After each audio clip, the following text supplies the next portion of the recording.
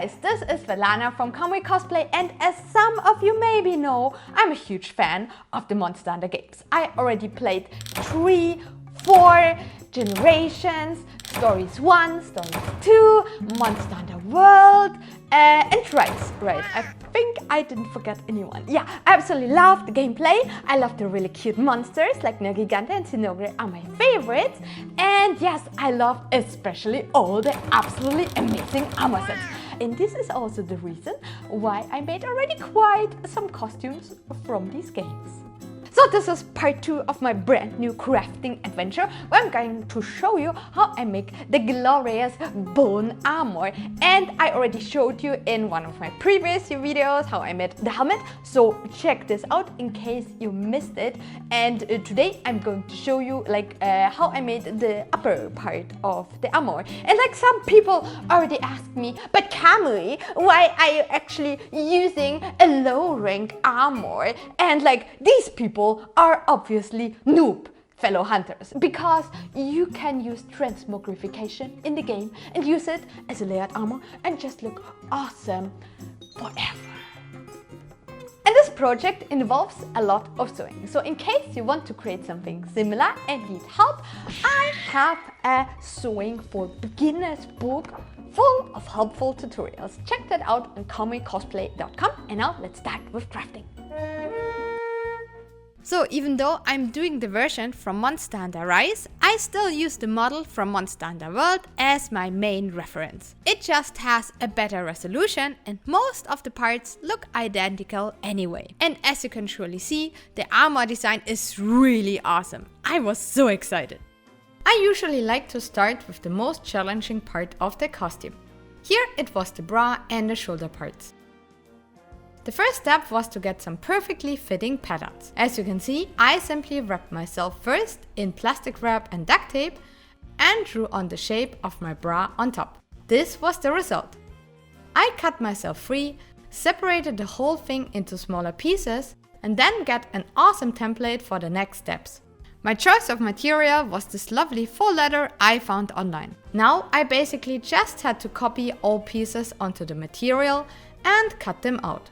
As you can see, I added a lot of sew allowance all around. To connect everything, I prefer to work with these fabric clips. I also added a seam left and right. This simply helped to keep the material in shape. Next, it was time for a little cuddle break with Midna. To complete the base shape of my bra, I simply had to sew one piece to the next. Then I attached the left and right side and ta-da! Looked good so far. Afterwards, I sewed all around the edges to finish them. And this was the rough bra so far. But I wanted some lining to make it a little bit more pretty. So I picked up my patterns again, made a second bra out of jersey, clipped both pieces together, did some sewing by hand, and this looked already so much better, don't you think?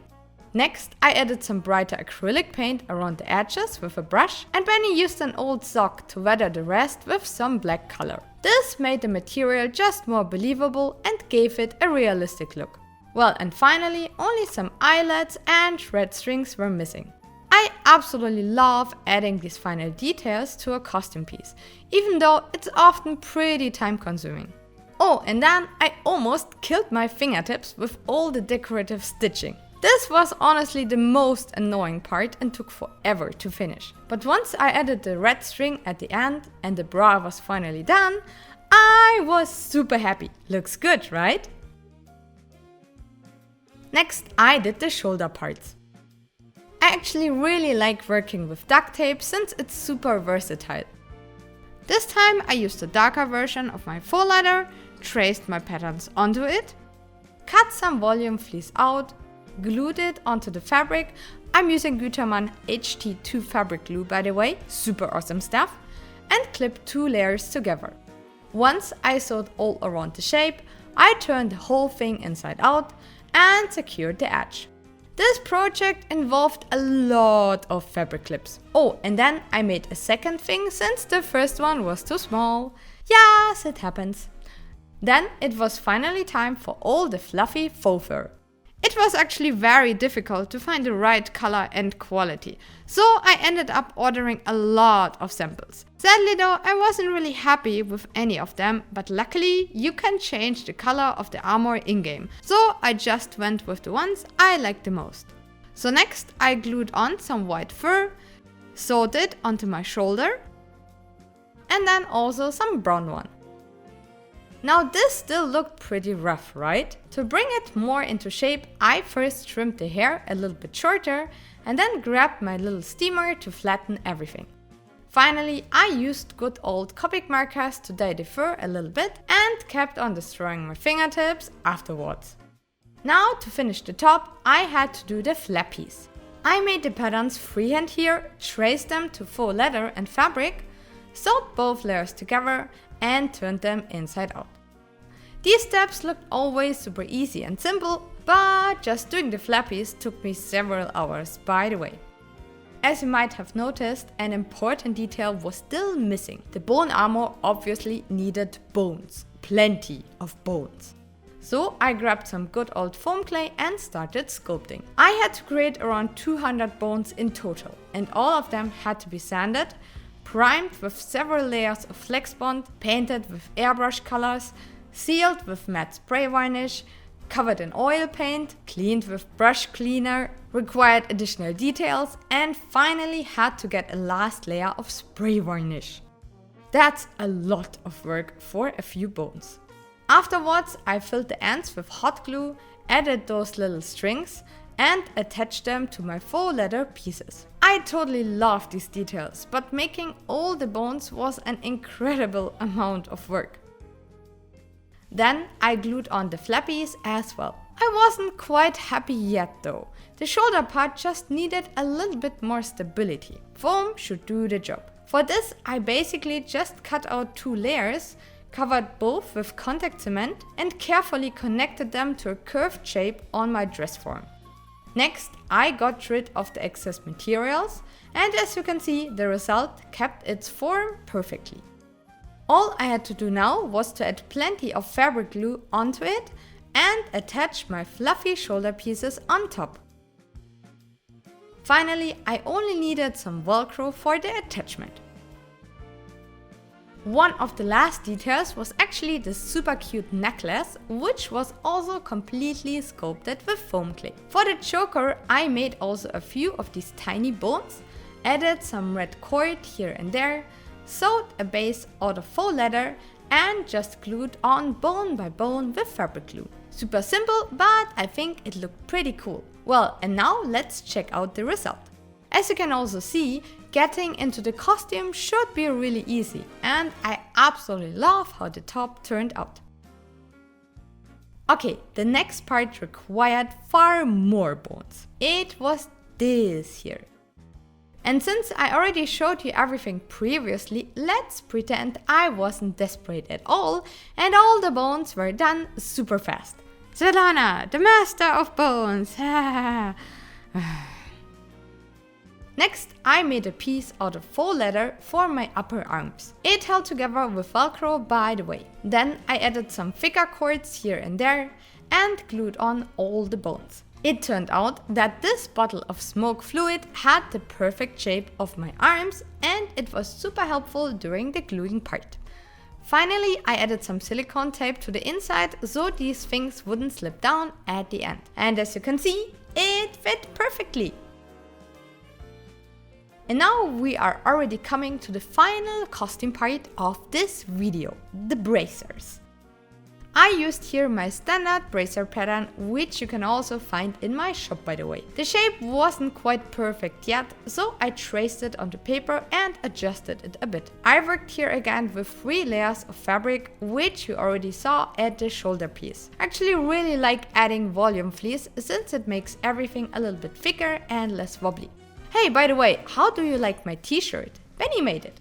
Okay, let's fast forward the next steps a little bit. But yeah, I basically glued on some volume fleece next, turned it inside out, sewed along the edges, and this was the finished base of the bracer. Afterwards, I just added some Velcro, and that's pretty much how I get in and out.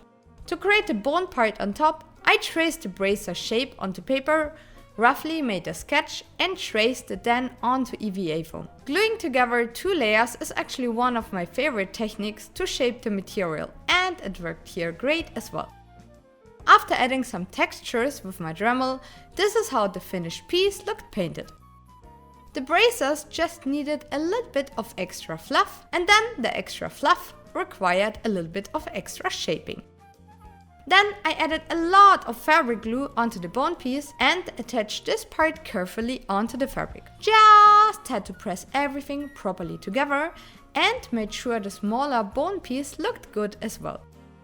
Some of the last details were these little bone claws, which I simply hot glued onto the larger piece. For the gloves, I traced the shape of my hands onto stretchy faux leather, pinned the 2 layers together and sewed all around.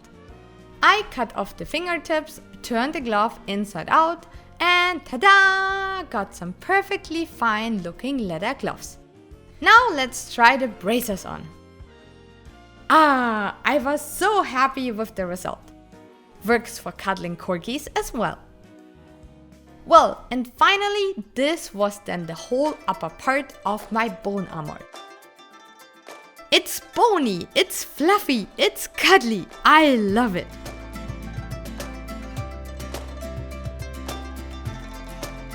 This part was now completely done and I was incredibly satisfied with the look of the leather, the fur and all the fluffy details coming together. I hope you like it as well. In the next video, I'm going to show you how I made the bottom part of the costume, the hips, the legs and the shoes, so please stay tuned. So now that's half of the costume done. I still have to do more bones and also have to keep on destroying my poor finger with the hand stitching. So this was just half of it, and in the next part of the video series I'm going to show you how I made the hip part and also like the leg armor, so more is still coming. And yeah, but I'm really happy with the costume so far. I'm really satisfied with its overall look and I hope you enjoyed the whole crafting process as well. I know this video took a while and I'm really sorry for that, but like the footage of that were like I think 6 hours in total with the weapon, because like the costume is already done, but like I still have to do like all the videos.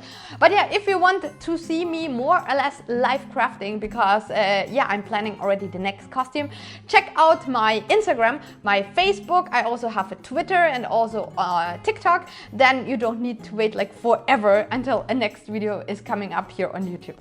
Still, I really appreciate that you watch my videos here on YouTube, and yeah, it's just totally amazing. And also like finishing and like uploading the final making of video is like also for me like the cherry on the top of my crafting cake. So thanks a lot for watching all my videos. Don't forget to like and subscribe and also hit the notification bell so you don't miss the next video, because I'm already working on it. It's coming very soon. And yeah, other than that, I hope you liked this video and see you very soon. Bye bye. And now finally, thanks a lot to all our super sponsors on Patreon. And these are /Cosplay, Guillaume Kritzmann, Jessica Burden, Lisa, Louisa Paris, Maloops, Nif, and Nico Razo 164. And also thanks a lot to all our Patreons. You are amazing!